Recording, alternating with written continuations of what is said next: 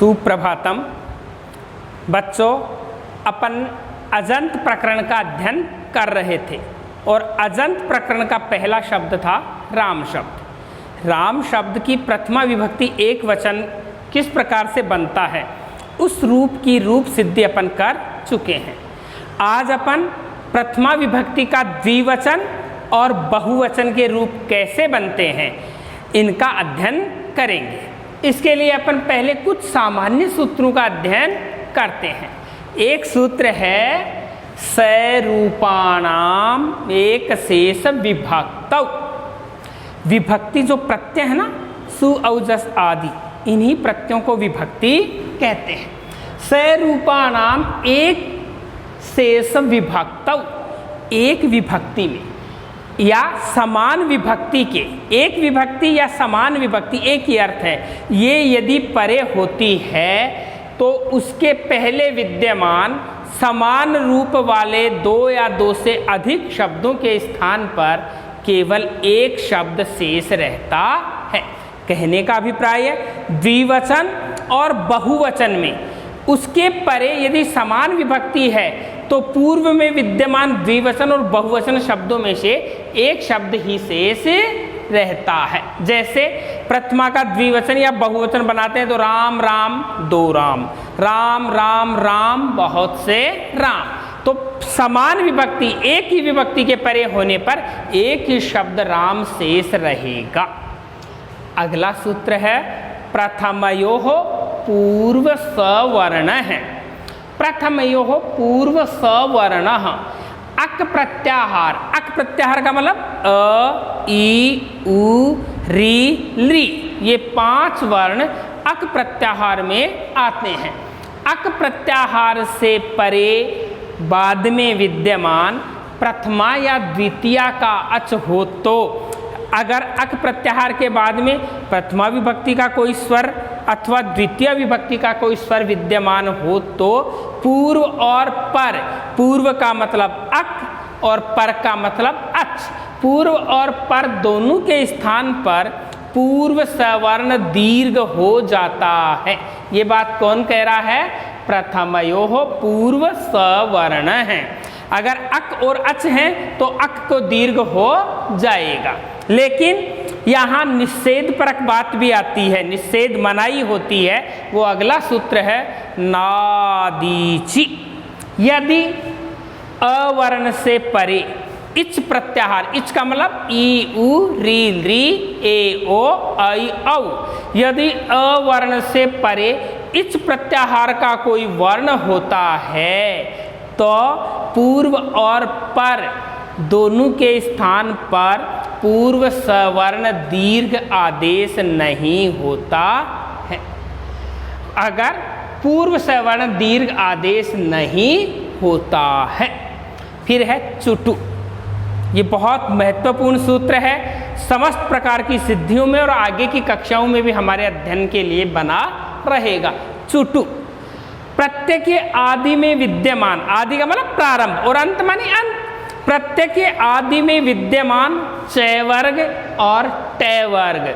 चय वर्ग का मतलब च, छ, ज, झ, य और टय वर्ग का मतलब ट, ठ, ड, ढ, ण। यदि किसी प्रत्यय के प्रारंभ में चय वर्ग या टय वर्ग है तो वह इत संज्ञक होता है। अर्थात चुटु सूत्र से चय वर्ग या टय वर्ग के वर्ण की इत संज्ञा होती है और जिसकी इत संज्ञा होती है तस्य लोप से उसका लोप होता है। और आगे है न विभक्तौ तुस्मः।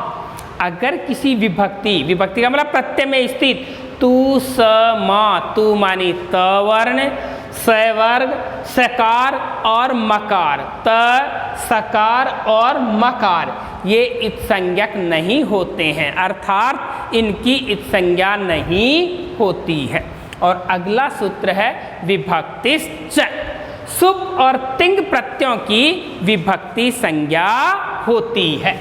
तो हमें प्रथमा विभक्ति का द्विवचन और बहुवचन बनाने के लिए इन सूत्रों का स्मरण रखना है। सरूपाणाम एक शेष विभक्तौ प्रथमयोः पूर्व सवर्णः नादीचि चुटु न विभक्तौ तुष्मः विभक्तिश्च। अब अपन राम शब्द प्रथमा विभक्ति का द्विवचन बनाते हैं।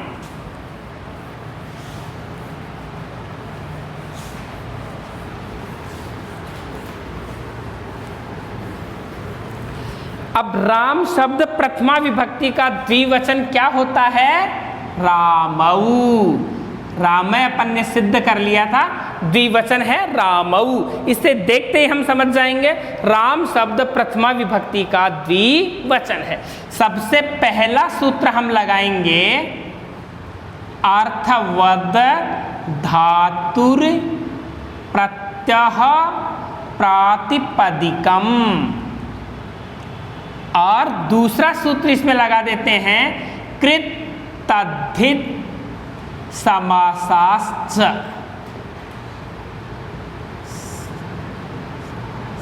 कृत तद्धित समासाश्च, इन दोनों सूत्रों से ही राम राम प्लस प्रातिपदिक संज्ञा, राम राम प्रातिपदिक संज्ञा। अब राम राम प्रातिपदिक संज्ञा हो गई तो अभी हमने एक सूत्र पढ़ा है, कौन सा? सरूपाणाम मेक शेष विभक्तौ, सरूपाणाम एक शेष विभक्तौ। इस सूत्र से एक राम शेष रह जाएगा और स्थिति बन जाएगी राम प्लस प्रातिपदिक। अब हम वही प्राचीन परंपरा इनके साथ चलाएंगे। अगला सूत्र आता है न्या प्रातिपदिकात् प्रत्यय परश्च। न्या प्रातिपदिकात् प्रत्यय परश्च, न्यंत आबंत और प्रातिपदिक से परे क्या प्रत्यय होते हैं? कहाँ होते हैं? बाद में होते हैं। तो इनमें राम शब्द से परे सुप प्रत्यय कर देंगे, राम शब्द से परे सुप प्रत्यय कर देंगे। और सुप प्रत्ययों के बाद में हम करते हैं स्वौ जस मौट, स्वौ जस मौट छष्टाभ्याम भिस। इस सूत्र से राम शब्द में कौन सी विभक्ति करेंगे? प्रथमा विभक्ति कर देंगे, राम शब्द में प्रथमा विभक्ति। फिर हम अगला सूत्र लगाते हैं सुपह। सुपह, इस सूत्र से राम शब्द में प्रथमा विभक्ति का द्विवचन करेंगे, द्विवचन। सुपह सूत्र से राम शब्द प्रथमा विभक्ति का द्विवचन हुआ। अब द्विवचन होने पे द्विवचन का प्रत्यय कौन सा हो, इसके लिए हम अग्रिम सूत्र लगाते हैं द्वयेकयोर द्विवचनैक वचने। द्वयेकयोर द्विवचनैक वचने, इस सूत्र से द्विवचन का प्रत्यय हो जाएगा राम शब्द और द्विवचन का प्रत्यय हुआ आऊ, राम धन आऊ। इसके पश्चात हमने अभी एक सूत्र पढ़ा है प्रथमयोः पूर्व सवर्ण है, प्रथमयोः पूर्व सवर्ण है। इस सूत्र से अ प्लस आउ बराबर पूर्व सवर्ण दीर्घ आदेश प्राप्त होता है, पूर्व सवर्ण दीर्घ आदेश प्राप्त होता है। किंतु नादीच, किंतु नादीच, इस सूत्र से निषेध हुआ, निषेध हुआ और यथा स्थिति रही। यथा स्थिति क्या रही? राम धन आऊ। फिर निषेध हो चुका तो हम आगामी सूत्र लगाते हैं वृद्धि रेच,